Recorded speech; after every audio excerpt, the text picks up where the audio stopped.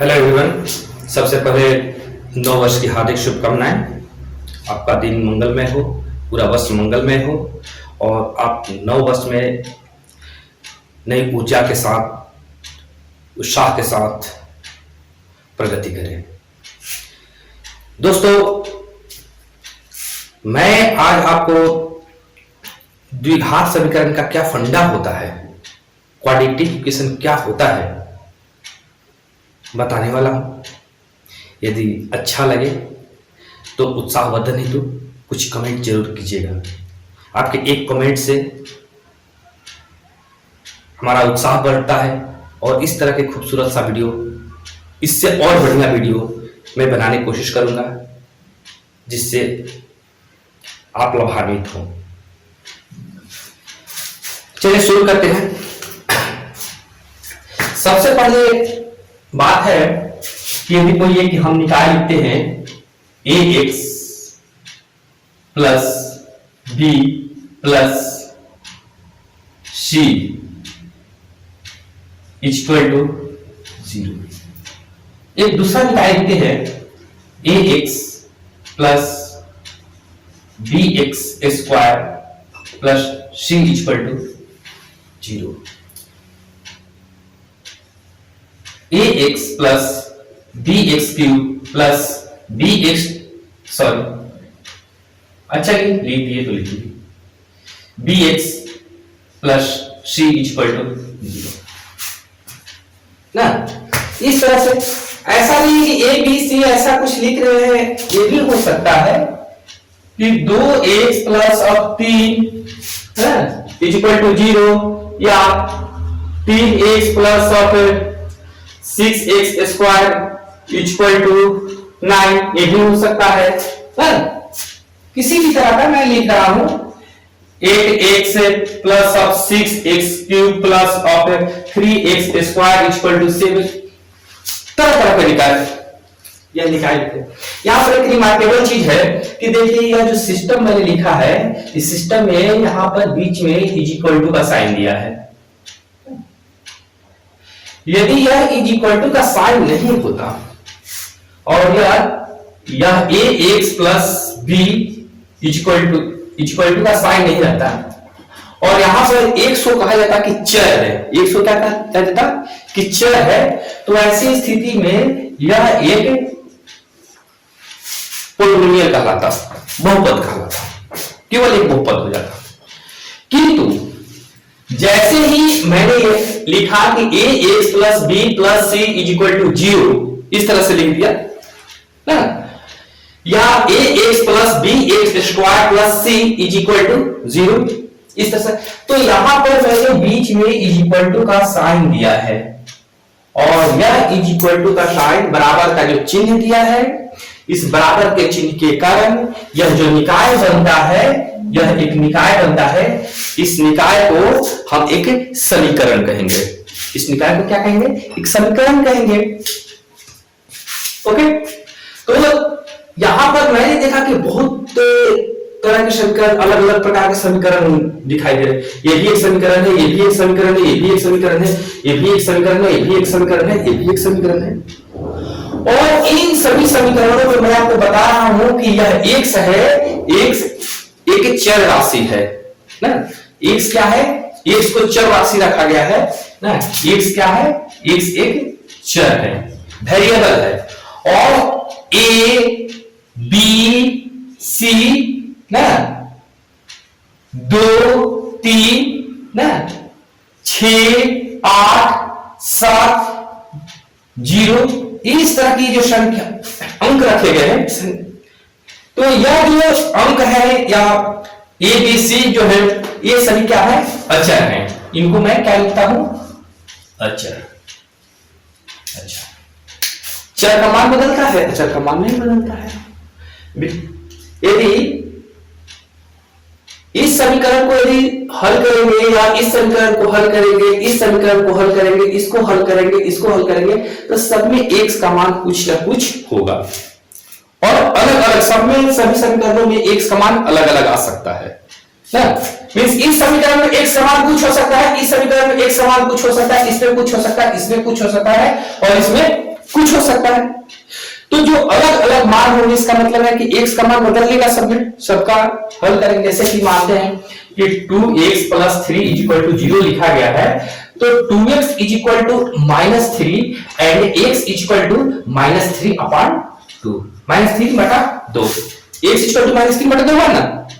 अब देखिए इस समीकरण पार्टिकुलरली इस समीकरण के लिए मैं कह रहा हूं, इस समीकरण में x का मान -3/2 हो गया। ओके, अब सपोज दैट यदि मानते हैं कि 6x + 8 = 3 मैं रखता हूं, इस तरह का एक मानते हैं समीकरण रखते हैं, और यहां पर देखा जाए तो 6x = 3 - 8 है ना, हेंस x = -5/6। x कितना हुआ -5/6। देखिए यहां पर x का मान -3/2 रहा और यहां पर x का मान -5/6 रहा। x का मान इसमें भी कुछ और इसमें कुछ है, मींस इस समीकरण में x का मान कुछ और इस समीकरण के x का मान कुछ है, तो दोनों समीकरण में x का मान बदल रहा है ना। तो इस प्रकार से x क्या है, x को हम चर कहेंगे, x को क्या कहेंगे, चर कहेंगे, वेरिएबल कहेंगे। वेरिएबल में जो वैरी करता है, जो बदलता है, उसको वेरिएबल कहेंगे, सिंपल सी बात है ना। किंतु अब एक चीज बताइए, या 2 3 और 6 8 यदि इंडिया में 2 को 2 कहेंगे तो अमेरिका में भी 2 को 2 ही कहेंगे या 2 कहेंगे।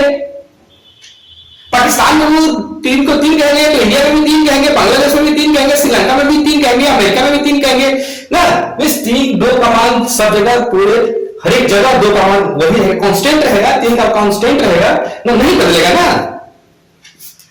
तो इसलिए इसको क्या कहते हैं, कांस्टेंट रहा मींस अचर, जो नहीं बदला, चर मींस जो बदल गया, और जो नहीं बदला वो क्या हुआ, जो नहीं बदला क्या कहलाता है, अचर। क्लियर हुआ। तो एक समीकरण में मैंने देखा कि एक चर में ये चर है और ये सब क्या है, अचर है। अंडरस्टैंड ना। तो क्या ax + x, इसको ax + b + c = 0 रखा मैंने। तो यहां पर देखो भैया a b c ये सब क्या है, अचर है, और x क्या है, चर है। ओके, अब बात उत्पन्न होता है कि यार आपको मैंने चर बता दिया, अचर बता दिया, ठीक है, और तरह तरह के समीकरण को मैंने लिख भी दिया ना, इतना बोर्ड भर दिया सब समीकरण को लेकर के, तरह तरह का समीकरण लिख दिए, तरह तरह के। अब बात ऐसा है ना कि इतने प्रकार के समीकरण हैं, तो ये समीकरण किस प्रकार के हैं, इसका जो क्या कहते हैं, समीकरण का वर्गीकरण होना चाहिए, क्लासिफिकेशन होना चाहिए ना।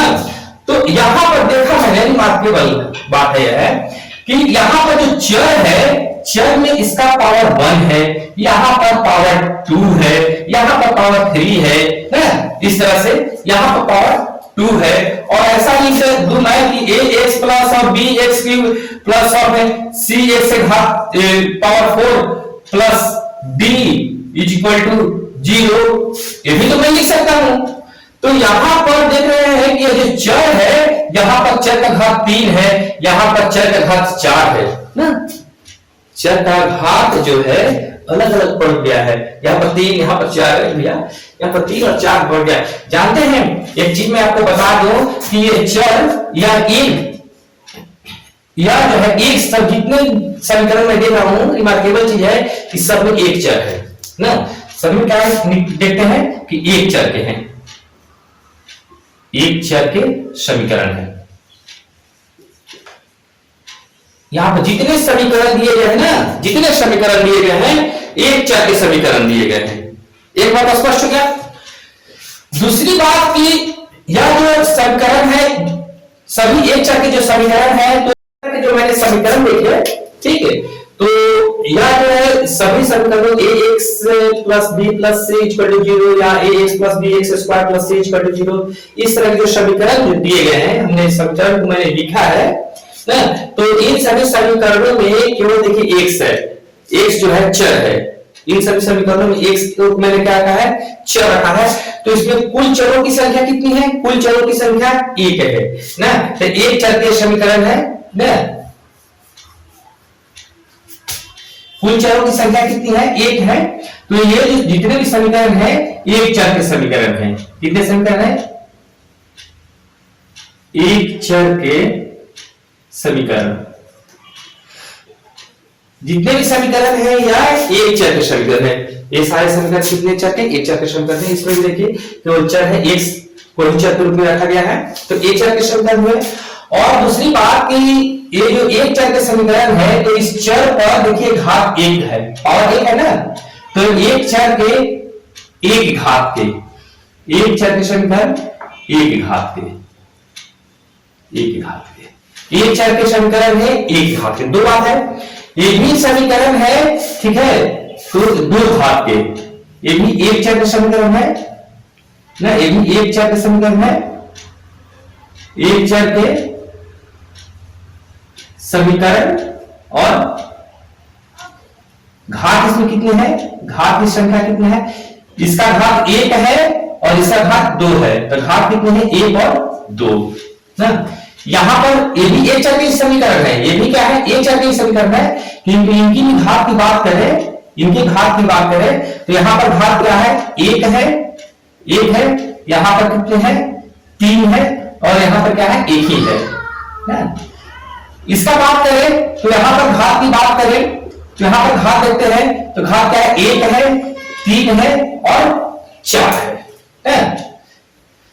तो बात यह है कि एक चर के सब समीकरण हैं और यहां पर सबका घात अलग अलग है, एक दो, एक तीन चार, इस तरह से ना। तो एक चीज बताइए कि किसी परिवार का नाम होता है किसके आधार पर?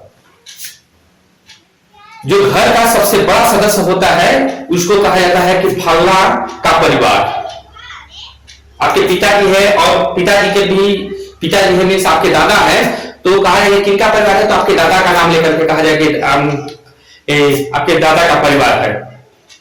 आपका परिवार नहीं कहा जाता है, जो सबसे श्रेष्ठ होते हैं, बड़े होते हैं, उनके नाम से को लेकर कहा जाता है कि उनका परिवार है, ठीक है। तो यहां पर सबसे देखिए मैक्सिमम पावर कितना है? चार। सबसे अधिक घात कितना है? चार है। इस समीकरण में तीन है और इस समीकरण में दो है ना।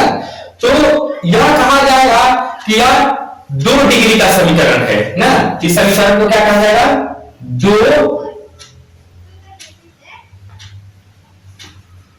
2 डिग्री का समीकरण। ध्यान दीजिएगा, इस समीकरण को क्या कहा जाएगा? 2 डिग्री का समीकरण। और यह कितना कहा जाएगा? 3 डिग्री का समीकरण। देखिए यह कितनी पावर, क्या मैक्सिमम पावर 3 है ना, तो इसको क्या कहा जाएगा? 3 डिग्री का समीकरण। और इसमें मैक्सिमम पावर कितना है? 4 है ना। मैक्सिमम पावर कितना है? 4 है। इसलिए इस समीकरण को क्या कहा जाएगा? 4 डिग्री का समीकरण, ठीक है। देखिए 1 डिग्री का जो समीकरण होता है, 1 डिग्री का समीकरण होता है, उसको रैखिक समीकरण कहा जाता है ना। 1 डिग्री के समीकरण को क्या कहा जाता है? रैखिक समीकरण कहा जाता है। और 2 डिग्री का जो समीकरण होता है, 2 डिग्री का देखिए समीकरण होता है, ये समीकरण लिया गया है, इसमें पावर 2 है ना, तो ये समीकरण है 2 डिग्री का। कितने डिग्री का है? 2 डिग्री का समीकरण है। तो जो 2 डिग्री का समीकरण होता है, जो 2 डिग्री का समीकरण होता है, उस समीकरण को द्विघात समीकरण कहा जाता है। उस समीकरण को क्या कहा जाता है? द्विघात समीकरण कहा जाता है। और जो 3 डिग्री का समीकरण होता है, उसे त्रिघात समीकरण कहेंगे। 3 डिग्री के समीकरण को क्या कहेंगे? त्रिघात समीकरण कहेंगे। और 4 डिग्री के समीकरण को क्या कहेंगे? चरघातीय समीकरण कहेंगे। अंडरस्टैंड? तो इस तरह से यह सुस्पष्ट होता है, यह जो 2 डिग्री का समीकरण है, यह जो 2 डिग्री का समीकरण है, ठीक है, इसको 2 डिग्री के समीकरण को द्विघातीय समीकरण कहेंगे या द्विघात समीकरण कहेंगे। तो दोस्तों इसको साफ कर दूं। दोस्तों जो 2 डिग्री का समीकरण हुआ, 2 डिग्री का समीकरण, इस समीकरण को ही क्या कहेंगे? इस समीकरण को क्या कहेंगे? द्विघात समीकरण कहेंगे। द्विघात समीकरण कहेंगे। इस तरह से सुस्पष्ट होता है कि ax plus bx square plus c is equal to 0। यदि इस फॉर्मेट में कोई समीकरण होता है तो उस समीकरण को द्विघात समीकरण कहते हैं। यहां x चर है, a b c एंड 0 क्या है? अचर है। ठीक है, ए चर है और ए बी सी क्या है, 0 है। क्लियर है? तो हमें स्पष्ट होता है a plus b x square plus सबसे इक्वल टू 0, यह क्या है, द्विघात समीकरण का एक प्रारूप है। ठीक है, तो इस तरह से स्पष्ट हुआ द्विघात समीकरण। ठीक है, और आगे द्विघात समीकरण में क्या क्या होता है इसकी व्याख्या हम अगले वीडियो में करेंगे। ठीक है, थैंक यू।